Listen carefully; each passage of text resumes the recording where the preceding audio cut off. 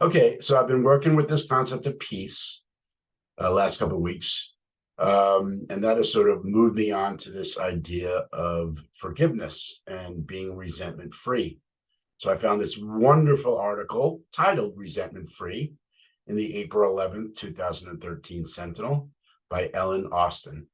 You guys have to read this. It's simple, it's powerful, it's poignant, it's healing.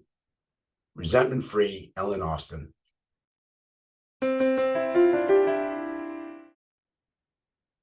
I learned an amazing life lesson about the liberating power of forgiveness when my first husband left our 24-year marriage. At that time, a friend said, "Don't be bitter," as I was for 30 years. Her comment made it so clear to me that bitterness and resentment are hellish states of thought. So I decided to focus all my attention on forgiveness. Also, I had been studying Jesus' Sermon on the Mount in the Bible, so I knew my Christian faith demanded complete forgiveness. See Matthew chapters 5 through 7. But how could I get to that point? Looking back on that experience, I see that forgiveness began with a desire to act rightly and love more, no matter what.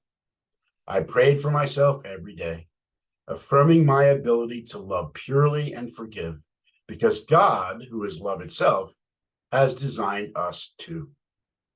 I included my ex-husband in my prayers, claiming his right to go forward into all good.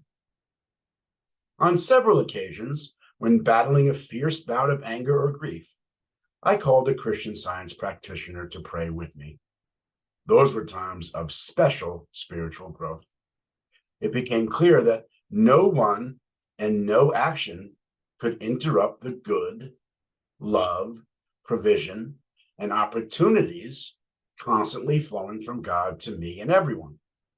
Therefore, what did I need to forgive? I'd never really lost anything. I felt complete as I saw wonderful possibilities all around.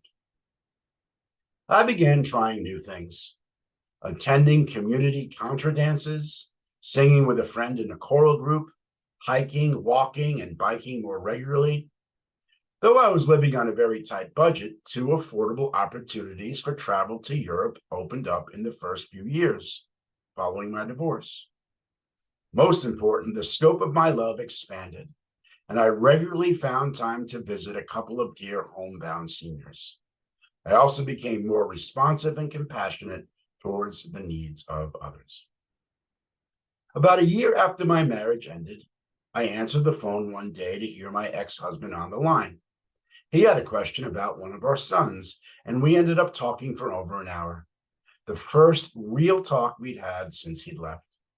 It was the most amazing conversation. I felt absolutely no ill will toward him and no emotional attachment. I was completely at peace and knew my prayer to forgive had been fully answered. And so it has been proven in the dozen plus years since that conversation. I felt only goodwill toward my former husband as I have moved joyfully into new ventures, including a cherished new marriage with a very special man. My ex-husband has also moved forward into a successful new marriage. Practicing and achieving complete forgiveness freed me up for a wealth of adventure and new friendships that I might not have experienced otherwise. There's another wonderful benefit to practicing forgiveness. When we stop condemning others, it makes no sense to continue condemning ourselves.